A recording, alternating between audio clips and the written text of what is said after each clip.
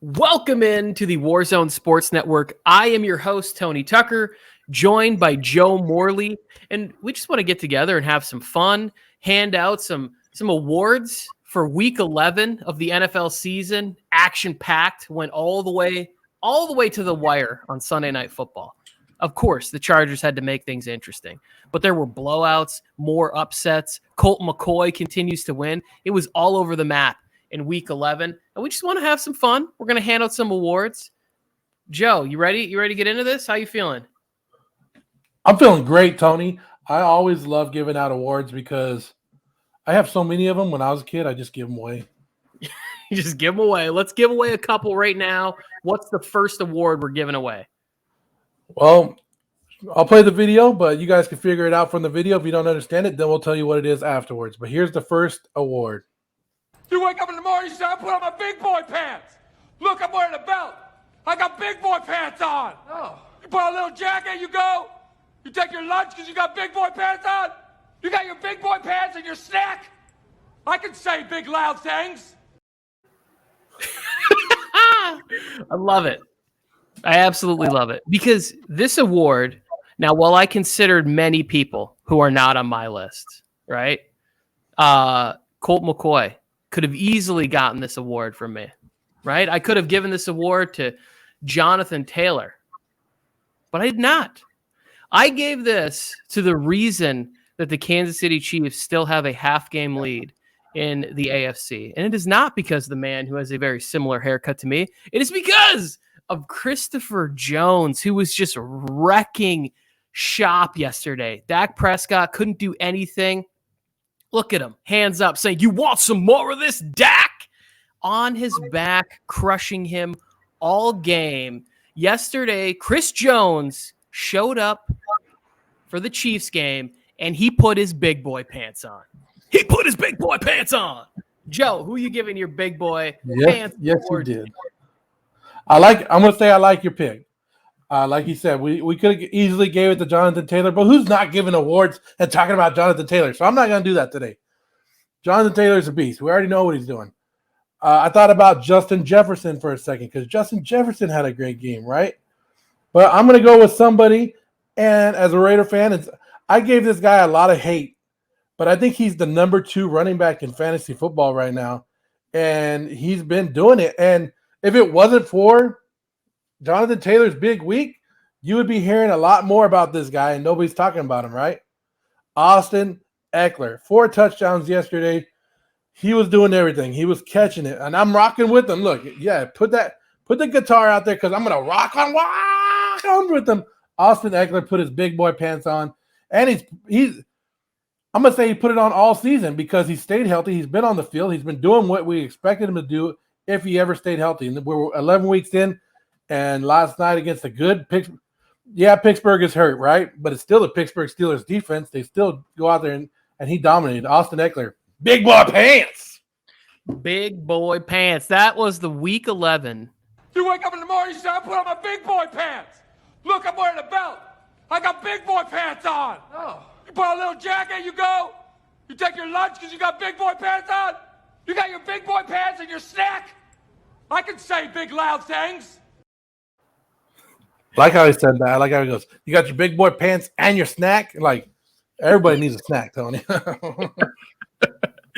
I can't wait to see who puts on their big boy pants. Maybe it'll be on Thanksgiving, and maybe we'll be honoring one of your guys.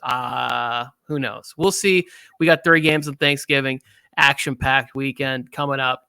The next award that we are giving out is sort of the weird moment, right? Or not the weird moment, the thing that made you have an unfamiliar laugh. You're not really sure how to react to it. So here is the moment that we think somebody had a weird laughter reaction.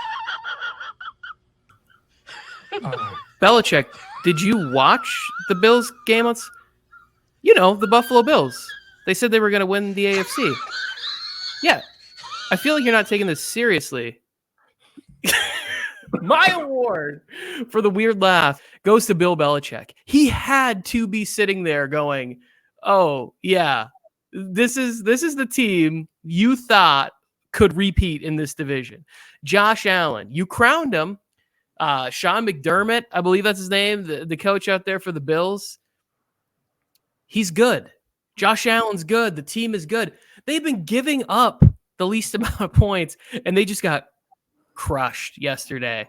And I really think that Belichick was somewhere watching that game, just having that that sort of laughter, wheezing, like uncontrollably wheezing. Who are you giving your weird laughter moment for Week 11 to, Jim? Well, you got to think Belichick's been laughing like that since the draft, since he got Mac Jones, right? Like, like I got these guys. Like, okay, but I like it. I kind of like what you did. I'm gonna try to do it too, but maybe I'm wrong. But I'm Zach Galifianakis, right? I'm the guy who's laughing, and I'll try to be the voice of everybody else. Let's see if this works. But we're 7-2. We're the Dallas Cowboys. We're the Cowboys. We're going to win everything. We're going to beat them Chiefs. We're going to tear them Chiefs up because we're so good. Look at us. Yeah, that's right. My laugh of the week is at all you Dallas Cowboy fans. Look at this. That's how your week went. The Kansas City Chiefs, who've been down all year, come in here and destroy the Dallas Cowboys. And you know me, Tony. I talk a lot about the Dallas Cowboys, right? They're my favorite team to hate on. And what were they? 7-2 going into this game, and I put some stats up about how they were a little bit overrated and how they're not playing teams. They beat 3 teams with the 500 record or better.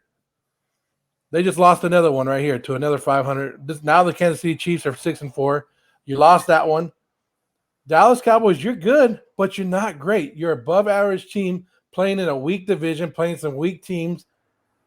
And now the injuries are kicking in. I'm just going to sit back and laugh because we all know what's going to happen at the end of the season. Dallas is going to make the playoffs, and they're going to go right on back out. And the whole time while they're losing and stuff, Tony, I'm going to be laughing.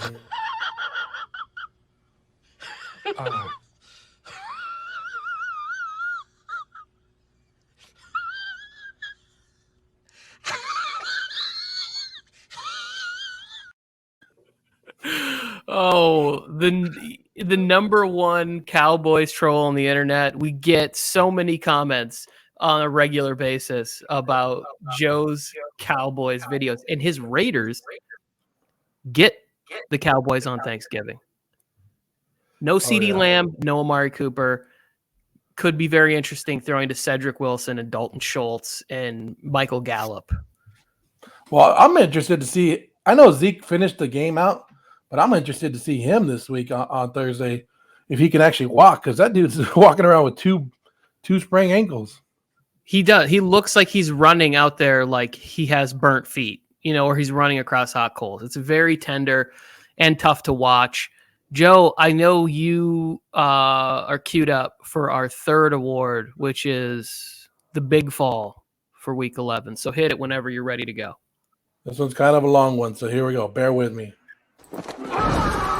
We're falling. We're sucking. Who is that? Oh, it's Chicago Bears coach Matt Nagy. It's okay. Oh, with Andy Dalton as your starting quarterback, here we go. Oh, people are laying off of us. We're starting to win a couple games. What are we, 2-2? We just beat the Raiders. We're okay. We're going to be all right the rest of the season. Here we go. And Matt Nagy, I got my offense. Never mind. Oh, they hate me again, Tony, here in Chicago. Oh, what can I grab onto to keep my job? I need to do something to keep my job. Oh, you cut it? You cut it? That was it? I didn't cut. That was it. Usually he falls and he grabs something else. And I was going to say, that's Justin Fields holding on to his dear life. And then he falls again. Matt Nagy is my fall of the week because this guy was playing the Baltimore Ravens. No Lamar Jackson. He's out. You're going against what? Hundley is a rookie quarterback making his first start.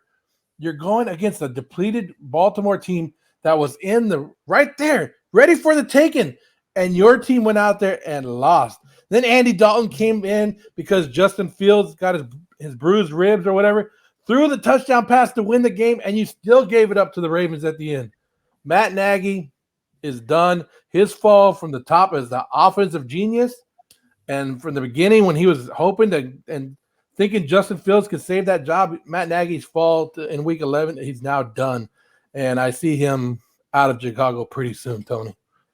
I think that there should be a new trend. If you come from, like Adam Gase came from playing with Peyton Manning, Matt Nagy came from playing with Patrick Mahomes. If you play with one of these guys that we deem like a, sort of a generational talent, you shouldn't be able to get jobs after that. Like, you should have to then go get another like offensive coordinator job for like Jared Goff and prove that you could do it in another.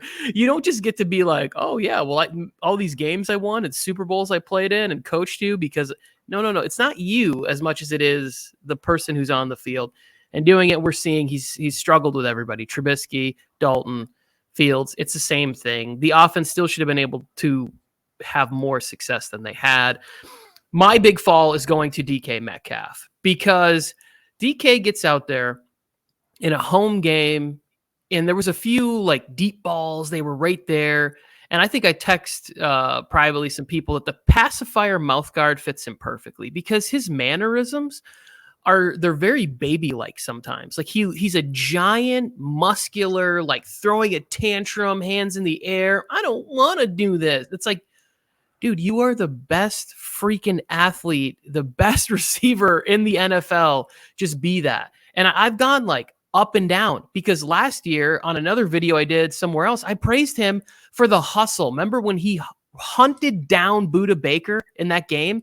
I was like, these are the kind of plays that Hall of Fame wide receivers make. And I compared it to the play that Fitzgerald had made in the Super Bowl, trying to track down the big guy, I'm blanking on his name, from the one that everybody's afraid of, from the Pittsburgh Budda Steelers. Baker.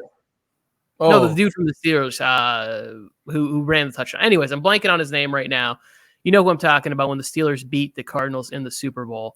But it's just, it's a big fall from going from the guy to now it's like, you look at him, it's like pacifier, whining, not making plays, struggling. The whole this really could have went to the entire Seahawks organization. Russ with the banged up finger, Pete Carroll leaving press conferences in a huff. Yeah, It's not good. It's not. I was gonna say, did you see that Pete Carroll press conference when he was like, "I can't coach no more"? It's like he was kind of giving up. But I understand where you're talking about with DK. Like, I've been in DK's corner ever since he got drafted, and he cried on draft day for falling so long, and everybody wondered what made him fall. I think we're starting to see why he fell, because he's a little immature. And I was watching the same game that you were, Tony, and he's like pushing people, like just to push him because he's upset. Yeah, and like you said, that pacifier right there. Yeah, now we know why you have it. Like, he is a big baby. He's doing more to ruin his reputation that he built up the last 2 seasons than to go out there and actually just play the damn game. Like, you're a big wide receiver. Catch those damn balls, score the touchdowns. Let those actions speak for themselves. Don't do this little baby stuff. Don't get thrown out of games to hurt your team. Yeah, I agree. It was it's tough to watch. It was kind of funny before, seeing a giant man with a pacifier. Now it's just like, dude, you're getting ejected from games and you're making cheap shots, not even like real cheap shots, but just stuff after the whistle. I don't like it. For our final award, and this will wrap up this week's presentation of Week 11 NFL awards from Tony and Joe. This one is, some people need to hire, like, you need to get a cleaning crew in, because there's just shit everywhere. Like, literally, Sean Payton. Just play the clip, Joe. There's shit everywhere! Damn it! There's shit on the windows! Oh my God! In my office, on the field, in my playbook, my coaches, everybody's defecating all over. The New Orleans Saints were like, they had Drew Brees and like Super Bowl contenders every single year. Alvin Kamara, like, it was just this. They should have won so much more than they have. And now we're seeing it's literally like Mark Ingram is out there on like his second stint with the team, and he might be the best player they have on offense. Like Trevor Siemian, like, in sort of against prevent defenses, made some nice throws at the end of the game. But if you're Sean Payton, it's got to be, I don't see any light at the end of the tunnel either. It's not like the defense, for the most part, has been keeping them in football games. Yesterday, they could not touch Jalen Hurts for the second consecutive year. He did this to them last year in his first start in the NFL, came back this year, ran everywhere, 3 touchdowns, did whatever he want. Sean Payton is walking into his office and just being like, what happened in here? We defecated all over my furniture, my playbook, the last 15 years of my life. He's going to figure it out. I think he's a good coach, and I think the Saints will ultimately be fine. But right now, there's shit everywhere in New Orleans. I'm going along with you, Tony. I'm right there with you because I was fade the Saints all year. You're kind of jumping on it. But I'm gonna stay home. I'm gonna stay at home with my favorite franchise, the Las Vegas Raiders. They got shit everywhere, Tony. They're losing games to the Bengals. They lost games to the Giants, and they just they were 5-2, Tony, up at the top. 3 games losing streak. Everything that could go wrong has gone wrong for the Raiders.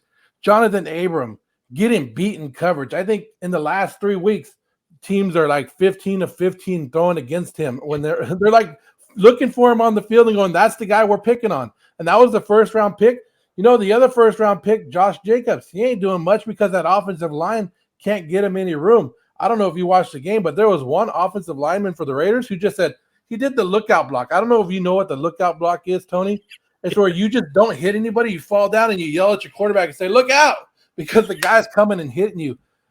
Derek Carr, it's all on Derek Carr. I have to blame Derek Carr because he said, this is all on me, blame it on me. So I'm going to blame it on him. Why not? If he wants it, he could take it because he's making some bad mistakes. He looks lost ever since John Gruden is gone. The Henry Ruggs thing, the Damon Arnett thing, maybe all that damn stuff has piled up, and that's a lot for a team to take in one offseason. But since the new coach, Rick Bichetti or whatever, Rick Shithead or Shitty has taken over, him and Greg Olsen have made the offense worse. And that offense is horrible in Las Vegas. The defense does enough to keep them in the game, but you can't stay on the field when your team's going 3 and out again, right? I don't know if how much of the game you watched, Tony, because I know you're not a Raider fan, but you know what the Raiders did in the first half? You know what their game plan was? Hey, let's throw it to the side. Let's throw it like a little screen 2 yards behind the scrimmage. Oh, you know what? Let's pitch out 2 yards behind. Let's start 2 yards behind, and that's our game plan. You know how many times they threw it to a wide receiver yesterday? 0 times, Tony. 0 times. Then they asked Derek Carr about it. He goes, oh, at least we threw it to Darren Waller. We could check that box. Show in Las Vegas, which you could tell me, and you could admit to it because I know you're a Charger fan. I know you're not as biased as Mike. Derek Carr was having an MVP season. He was doing a great job at the beginning of this year. The team actually looked like they were going places. And since everything happened in the last 3 weeks, this everywhere. I think that right after the Gruden stuff, they galvanized, right? Because I think they lost to the Bears the week that Gruden was fired, right? And then Bisaccia came on. They won 2 more games.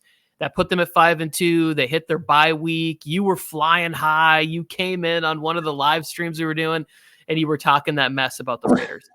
I'll say this, that if he was able to overcome it, you said that these things happen in the offseason. The problem is that they happened in season, right? So there's no pivot point really if these happened in offseason, they could have maybe tried out more wide receivers. They could have had people brought into the fold. I just think it's too much to overcome in season with a new head coach, new philosophy. The fact that you throw the ball 0 times to your wide receivers, I thought I saw like a poor attempt to Zay Jones down the sidelines, but there may have been a holding call, so it wouldn't have counted. The Raiders are falling apart, and I thought they were a good team. I think that they're going to end up being a bad team because of everything that happened. So yeah, and that's why there's shit everywhere, Tony. Yep, there it is. Shit everywhere.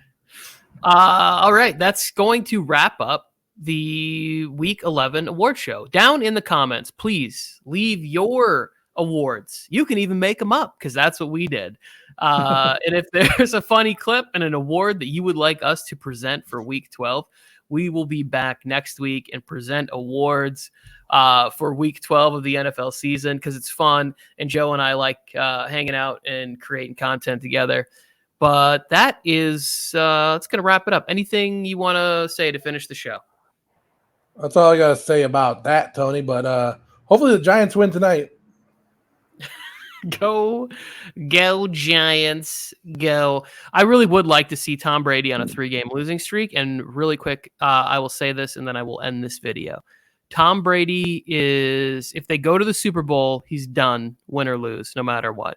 If you watch him in press conferences, he's very tired at the microphone. He doesn't want to answer the same questions anymore. He's exhausted. Every week, he's losing his voice. He's getting up there, and he sounds like he's been hanging out with Doc Rivers. He's like, no, the team looks good. And I'm like, why is Doc doing a Buccaneers press conference? And it's Tom Brady. He's hoarse from yelling at the same people to do the same things for 20-something years. And I think this maybe next year, if the season ends poorly, he'll come back for one more year. If they go to the Super Bowl, Tom Brady will announce his retirement at the end, win or lose.